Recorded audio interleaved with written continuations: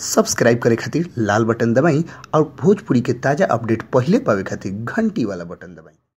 छपरा जिला भोजपुरी पर वो लोग के बहुत बहुत स्वागत बा। जी हाँ, एगो बहुत बड़ खुलासा वो लोग के बीच हम लेके आइल बन। वो लोग सुने तो 2 मिनट खातिर दंग जरूर रह जाम। जी हाँ, बात कुछ ऐसा बा वो लोग के पता होके चाहिए कि अमरपाली दुबे खेसारी लाल यादव के दिल तोड़ दिले बड़ी। जी हाँ, जब दिल तोड़े के बात आवत हुई तो वो लोग बहुत प्रकार के दिमाग में बात लगावत हो, लेकिन वो लोग के स्पष्ट हम कर दी कि भोजपुरी के सुपरस्टार खेसारी लाल यादव के बेटा के 2-4 दिन पहले जन्मदिन मनल हटे। जी हाँ, ऋषभ यादव के जन्मदिन 2-4 दिन पहले मुंबई में मनावल गए आ ओमे खेसारी लाल यादव अमरपाली दुबे के निमंत्रण भी दिले रहन। रोलो की शायद बात के पता ना हुई, लेकिन हमनी के रोलो के बीच स्पष्ट करता निशान कि ओमे अमरपाली दुबे के इनवाइट भई रहे, लेकिन अमरपाली दुबे उनका घरे ना पहुंचली। जी हाँ, जेकरा वजह से खेसारी लाल यादव के मन छोट भइल बा। काहे भाई, भोजपुरी के सुपरस्टार खेसारी लाल यादव अगर कोई के निमंत्रण देतारन तो उनकरा गईल सबसे ज्यादा जरूरी होला, लेकिन अमरपाली दुबे नइखी गईल। ऐसे हम दिनेश लाल यादव निरहुआ और बहुत प्रकार के लोग कुछ बहुत